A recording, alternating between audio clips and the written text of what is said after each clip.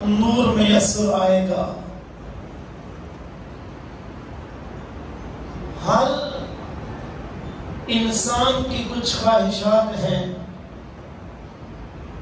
اور ہر انسان شام کو جب بستر پر لیٹتا ہے تو صبح 9 کے بہت سارے پلان اس کے ذہن میں ہوتے ہیں۔ انسان فطرتاً بچپن سے ہی اپنی زندگی کے گول بنانا شروع کر دیتا ہے۔ ماں باپ بچوں کے سامنے ایسی گفتگو کرتے ہیں، اساتذہ ان کی ذہن سازی کرتے ہیں اور ہمیشہ یہی بتایا جاتا ہے کہ میرا بیٹا تو نے بڑا ہو کر انجینئر بننا ہے، تو نے بڑا ہو کر ڈاکٹر بننا ہے، تو بڑا ہوگا تو ایک کامیاب کسان بنے گا۔ ماں کہتی ہے میرا بیٹا بڑا ہوگا تو جج بنے گا۔ یہ مختلف انسان کی خواہشات ہیں اور یہ بری بھی نہیں، اور یہ تعلیم جو دنیا کی ہے اس کو حاصل کرنا مرور زمانہ ضروری بھی ہے، لیکن جہاں پہ ہم اپنی اولاد کو، اپنے بچوں کو شروع سے یہ بات سکھانا شروع کر دیتے ہیں کہ تو ڈاکٹر بنے گا، تو انجینئر بنے گا، تو جج بنے گا، تو زمانے میں کامیاب انسان بنے گا، ایک کامیاب بزنس مین بنے گا، تو زمانے میں کامیابیاں سمیٹتے ہوئے زندگی گزارے گا۔ جہاں ہم یہ ساری پلاننگ بچے کو بتاتے ہیں، وہاں رب کا قرآن کہتا ہے ساتھ اپنے بچے کی یہ تربیت بھی کر کہ اے میرے بیٹے جب تو بڑا ہو تو سب کچھ بنے نہ بنے متقی ضرور بن جانا، تقویٰ ضرور اختیار کرنا۔ انسان سمجھتا ہے کہ عزت جج بننے میں ہے، انسان یہ سمجھتا ہے کہ عزت بڑا عہدہ، بڑی کھالی، بڑا مکان بنانے میں ہے۔ انسان یہ سوچتا ہے عزت زیادہ پیسہ کمانے میں ہے۔ انسان کے نزدیک عزت کے معیار اور ہیں، رب ذوالجلال کے نزدیک عزت کے معیار اور ہیں۔ قرآن کہتا ہے اِنَّا أَكْرَمَكُمْ عِندَ اللَّهِ أَتْقَاكُمْ۔ کوئی بڑی گاڑی والا، کوئی مال و دولت والا، کوئی بڑے عہدے والا، کوئی بادشاہ وقت، کوئی کرسی پہ بیٹھنے والا، فرمایا وہ ان کو عزتیں ملتی ہوگی، ہمارے ہاں عزت تو اس کی ہے جس کے دل میں تقویٰ زیادہ ہے۔ اتقاکم، جس کے دل میں تقویٰ ہے، جو اس سے ڈرتا زیادہ ہے۔ پھر قرآن مجید فرقان حمید نے تقویٰ کی کچھ نشانیاں بیان فرمائیں۔ کون ہیں وہ لوگ جو تقویٰ حاصل کرتے ہیں؟ فرمایا ھدی للمتقین، یہ کتاب ہدایت یہ متقین کو ہدایت دیتی ہے، یہ متقین کو ہدایت دیتی ہے۔ پھر وہ متقی کون ہے؟ الذین یؤمنون بالغیب، وہ جو غیب پر ایمان لاتے ہیں وہ متقی ہیں۔ غیب پر ایمان لانے کا مطلب کیا ہے؟ اللہ کو دیکھا نہیں پھر بھی گناہ کرنے سے باز آ جاتے ہیں۔ وہ حضرت یوسف کو زلیخا نے کہا 7 دروازے بند، اور وہ جو بت پڑا تھا کمرے کے اندر اس کے اوپر کپڑا ڈالا، کہنے لگی یوسف آنا،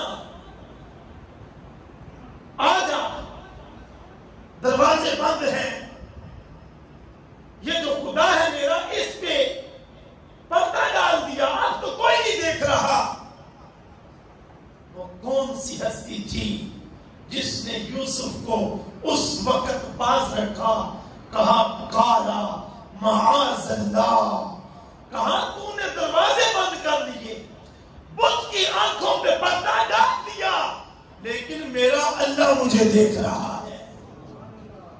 یہ نبی کریم صلی اللہ علیہ وآلہ وسلم کا فرمان ہے کہ انسان ایک سیاہ پہاڑ ہو، سیاہ پہاڑ میں ایک غار ہو، اور اس غار میں ایک سوراخ ہو، اور اس سوراخ میں ایک چھوٹی سی چیونٹی جب چلتی ہے دنیا کی بڑی سے بڑی خوردبین اور اس کو دیکھ نہیں سکتی، کہا تیرا رب اس چیونٹی کو بھی ایسے دیکھتا ہے جیسے ہم چڑھتے ہوئے سورج کو دیکھتے ہیں۔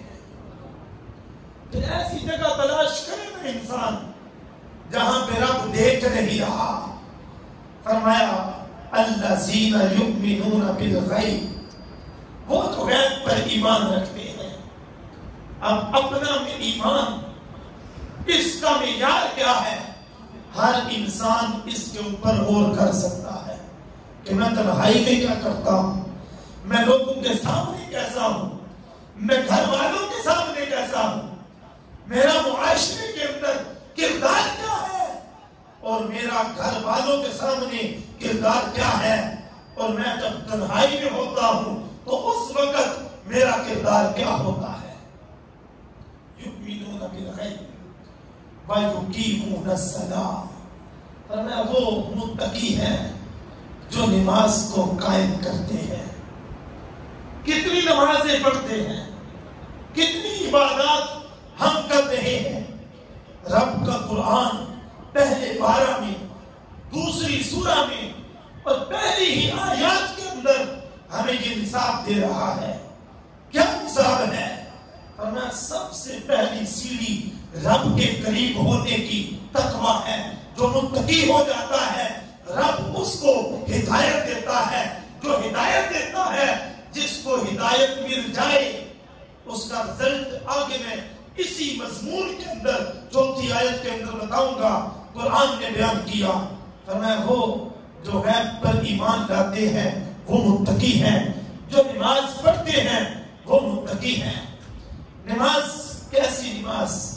حضرت مولا علی شیر خدا کرم اللہ تعالی وجہہ الکریم فرماتے ہیں، فرمایا کہ اگر تو ڈوب رہا ہو پانی کے اندر، تجھے نظر آئے کہ اب میری موت قریب ہے، موت قریب ہے، پانی میں ڈوب رہا ہے، کوئی بچانے والا نظر بھی نہیں آ رہا، حضرت مولا علی فرماتے ہیں کہ اس وقت نماز کا وقت ہو جائے، فرمایا تو اپنے بچنے کی امید چھوڑ کے اپنے رب کی نماز شروع کر دے۔ کیا اتنے نمازی ہم ہیں؟ ہمارے سر میں درد ہو نماز چھوڑ دیتے ہیں، ہماری چھوٹی سی کوئی تکلیف آ جائے نماز چھوڑ دیتے ہیں، اور یہ تکلیف تو ایک طرف، ہم تو دوستوں کے پاس بیٹھے ہوں تب نماز چھوڑ دیتے ہیں۔ نماز پڑھنے بندہ جا رہا ہو، راستے میں کوئی دوست مل جائے وہ روک لے تو ہم پھر نماز چھوڑ دیتے ہیں۔ فرمایا تقویٰ اس کو ملتا ہے جو غیب پر ایمان لاتا ہے، تقویٰ اس کو ملتا ہے جو نماز پڑھتا ہے۔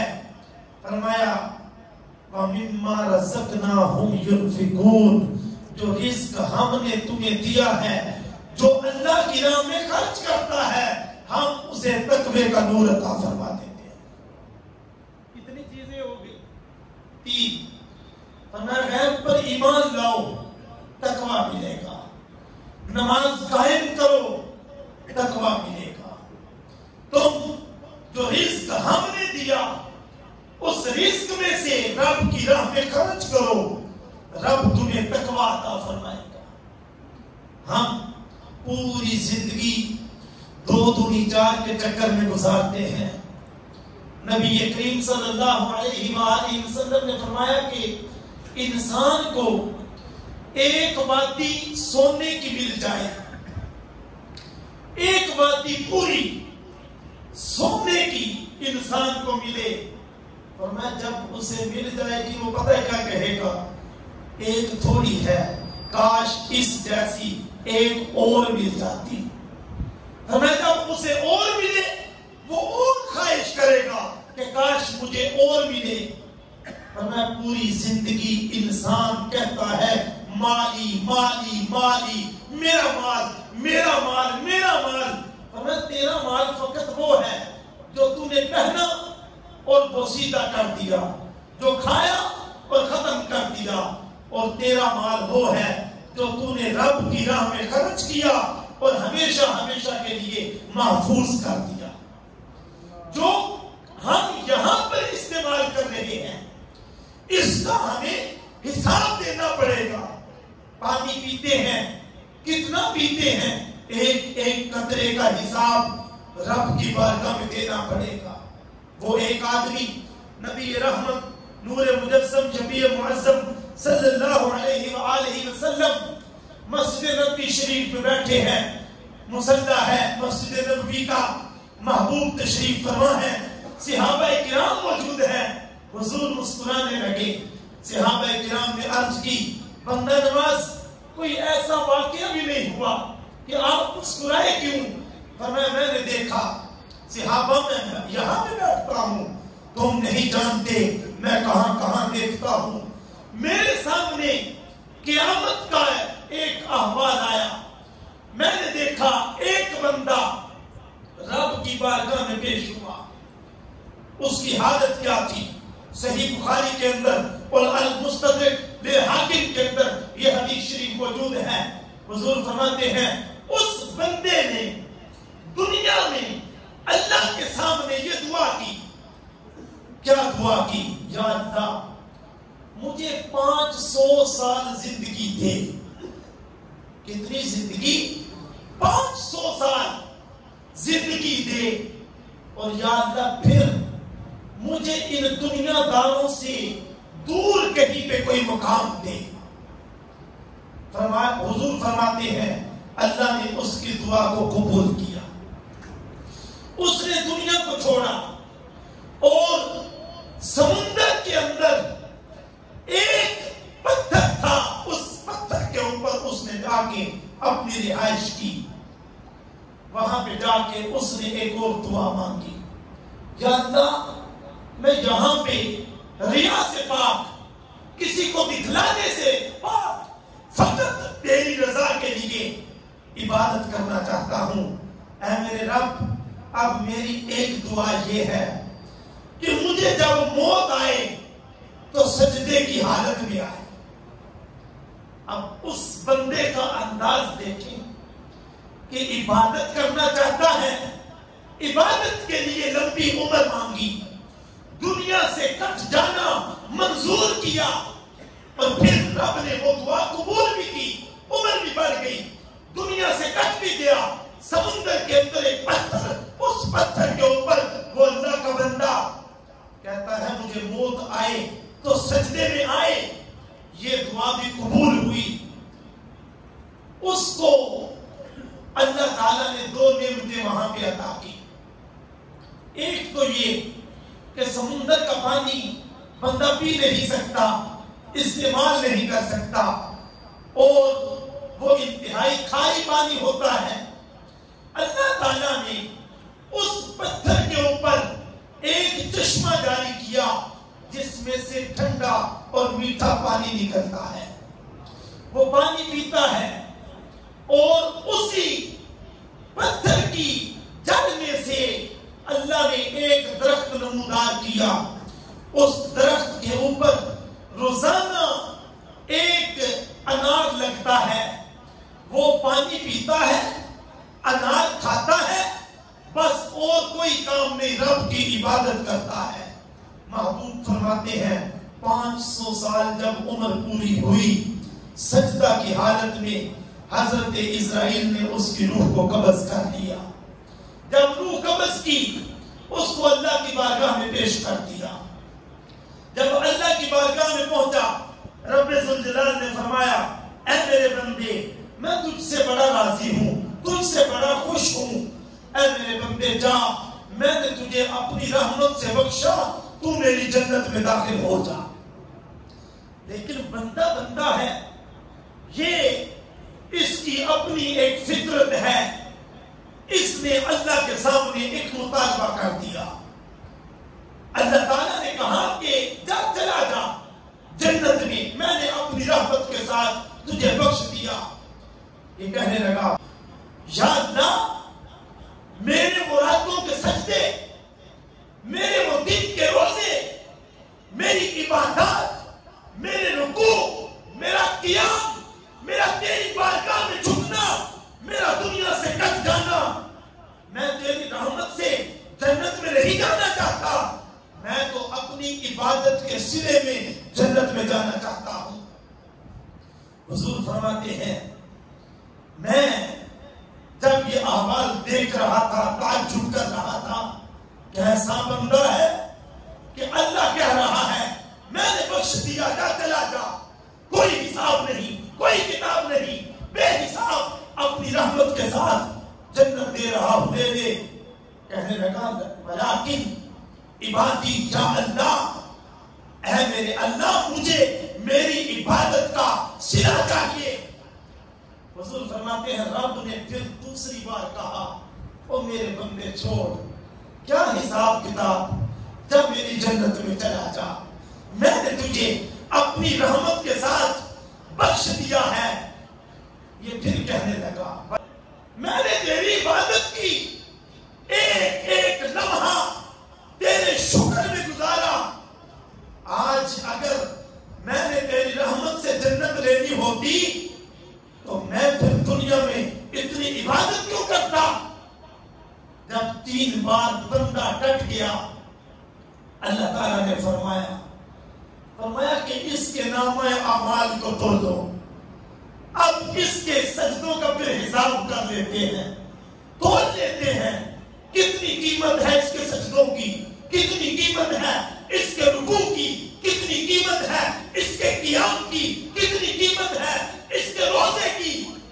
جب تولنے کی باری آئی تو رب ذوالجلال نے کہا وہ جو ہم اس کو روزانہ ٹھنڈا میٹھا پانی دیتے تھے، ایک طرف وہ پانی رکھو، ایک طرف اس کی 500 سالہ عبادت رکھو۔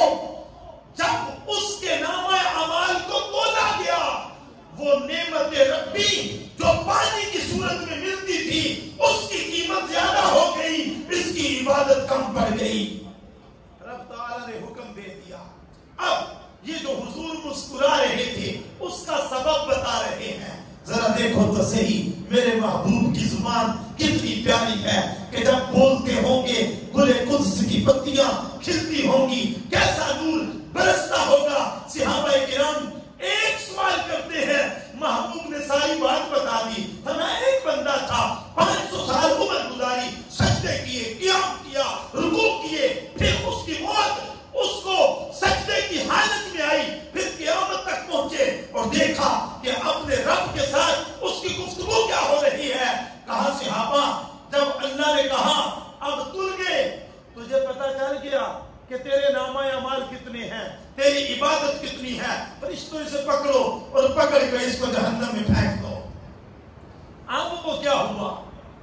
وہ بندہ جو ابھی اکڑ رہا تھا سجدوں پہ، ابھی اکڑ رہا تھا عبادات پہ، وہ گر گیا، کہنے لگا اے میرے اللہ، تو مجھے اپنی رحمت سے ہی بخش دے، مجھے اپنی رحمت سے ہی بخش دے۔ حضور فرماتے ہیں جب میں نے اس بندے کو اپنی بات سے پھرتے دیکھا تو میرا رب مسکرایا، جب رب مسکرایا صحابہ میں بھی مسکرانے لگا۔ اور پھر حضور فرماتے ہیں اللہ تعالیٰ نے اپنے اس بندے کو اپنی رحمت کے ساتھ جنت عطا فرما دی۔ سمیزیت شام، میں اپنی گفتگو کو سمیٹتا ہوں، 3 چیزیں میں نے بیان کی۔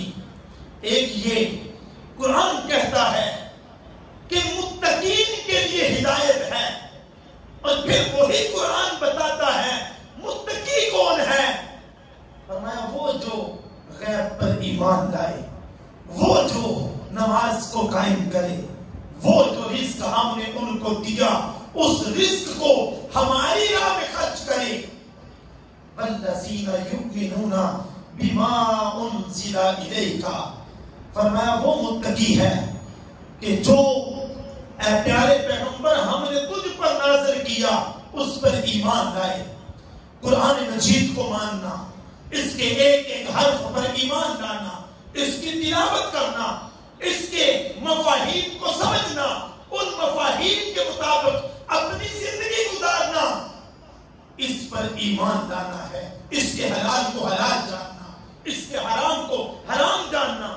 اور یہ بھی بات، چلو وقت گزر جاتا ہے، انسان کی زندگی میں ایسا وقت ہوتا ہے کہ والدین یا اساتذہ یا کوئی دنیا میں ایسا شخص میسر نہیں آیا، قرآن پڑھ نہیں سکا، لیکن اس قرآن سے محبت بھی ایسی ہے کہ کل قیامت کے دن یہ بھی بندے کی مغفرت کا سبب بن جائے.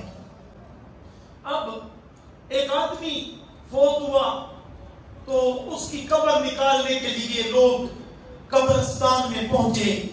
جا کے قبر نکالنے کے لیے جب مٹی نکالنا شروع کی، اس قبر کے اندر سے ایک دم خوشبوئیں آنے لگی. تو تجسس ہوا کہ اس کے اندر کون ہے، کیا معاملہ ہے، اتنی خوشبو. انہوں نے اس دیوار کو ہٹا دیا، ہٹا کے دیکھا ایک شخص اس قبر کے اندر لیٹا ہوا ہے، بالکل سفید اس کا کفن ہے، اور اس قبر کے اندر ایک گلاب کا پودا ہے، اس پودے پہ پھول ہیں جن پھولوں کی خوشبو نے پورے قبرستان کو مہکایا ہوا ہے. یہ باہر کے احوال نہیں، قبر کے اندر کے احوال.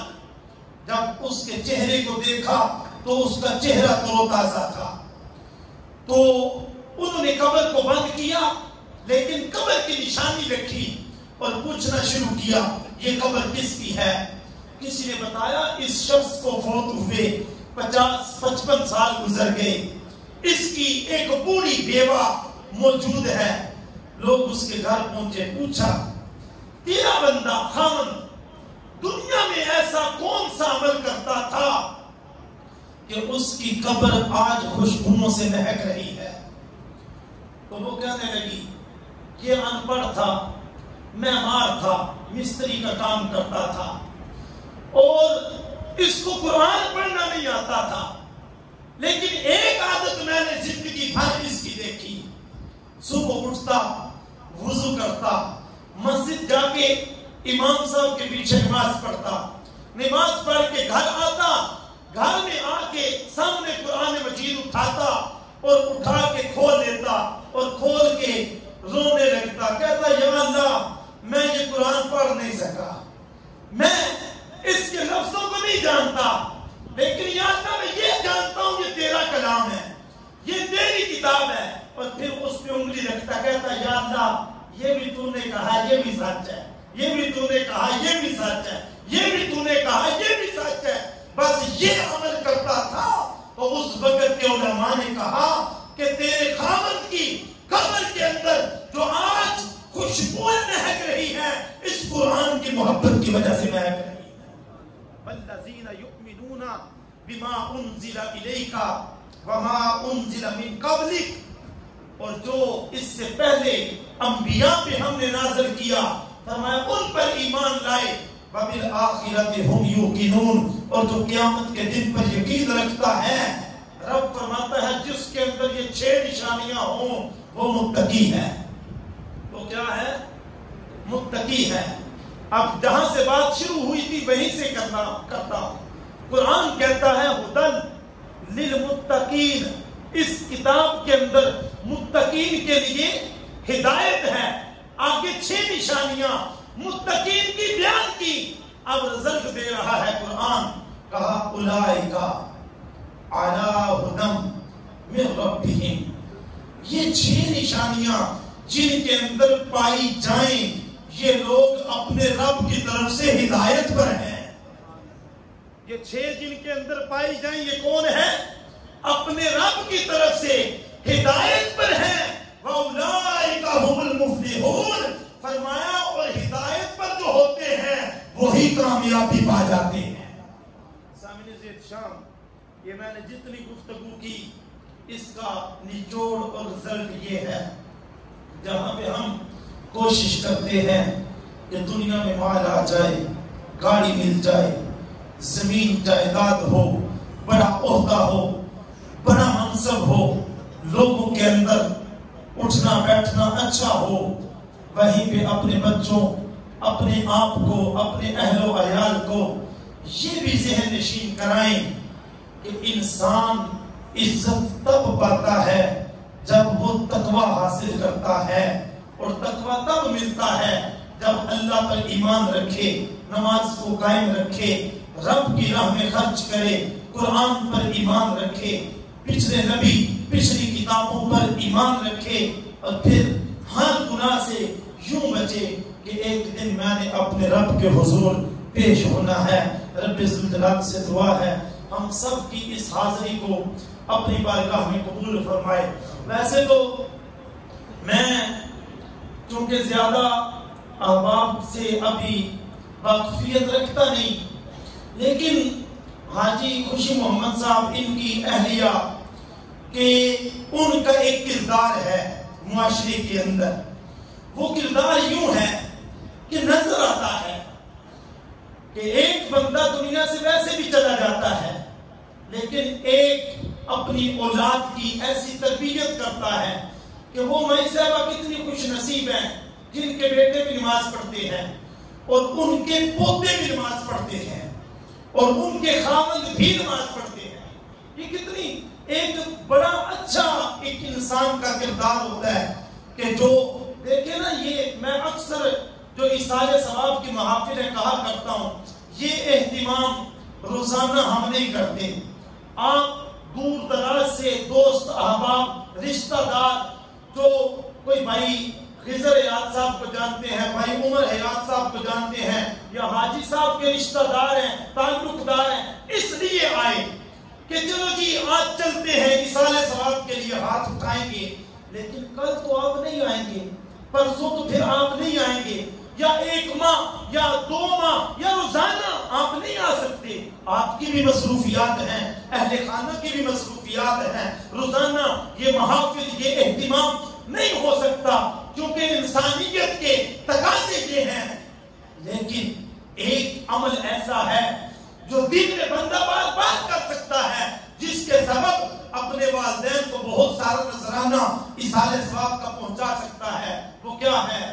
بندہ 5 وقت نماز پڑھے، اور جب نماز پڑھ کے بیٹھ کے کہے گا نا ربنا اغفر لی ولوالدی وللمؤمنین یوم یقوم الحساب، رب کعبہ کی قسم، ایک میں دعا کرتا ہوں، ایک آپ دعا کرتے ہیں، ہماری دعا میں اخلاص تو ہے، ایسا نہیں کہ دعا میں اخلاص نہیں، لیکن ہماری دعا میں وہ للہیت نہیں، وہ درد نہیں، وہ سوچ نہیں، وہ گداز نہیں، جو دعا بیٹا اپنی ماں کے لیے کرتا ہے، جو دعا بھائی اپنے بھائی کے لیے کرتا ہے، جو دعا رشتہ دار اپنے رشتہ دار کے لیے کرتا ہے۔ لہذا اگر کوئی بندہ دن میں 5 بار اپنے رب کے حضور جھک کے کہے یا اللہ مجھے بھی بخش دے، میرے والدین کو بھی بخش دے، خدا کی قسم اس سے بڑا اجر و ثواب اس کی والدہ کو عطا کیا جاتا ہے۔ تو اس سلسلہ میں یہی گزارش کروں گا کہ اس ایصال ثواب کی محفل میں آنے والوں، میرا یہ پیغام ہے، یہ دنیا اچانک چھوڑ کر ہمیں برزخ کی جانب بڑھنا ہے۔ اچانک ساری پلاننگ ختم ہو جائے گی، اچانک جانا ہے، تو جب جانا ہے تو جانے سے پہلے کچھ تیاری ہونی چاہیے۔ یہ آپ بھی ہیں، یہ دوست احباب ہیں، یہ باہر گئے ہو نا تو شام کو گھر آتے ہوئے بچوں کے لیے کچھ نہ کچھ لے کے آتے ہیں، کیوں؟ تو ہر جو چلنا خالی جانا مناسب نہیں۔ ٹھکانہ قبر ہے تیرا، عبادت کچھ تو کر یارا، ٹھکانہ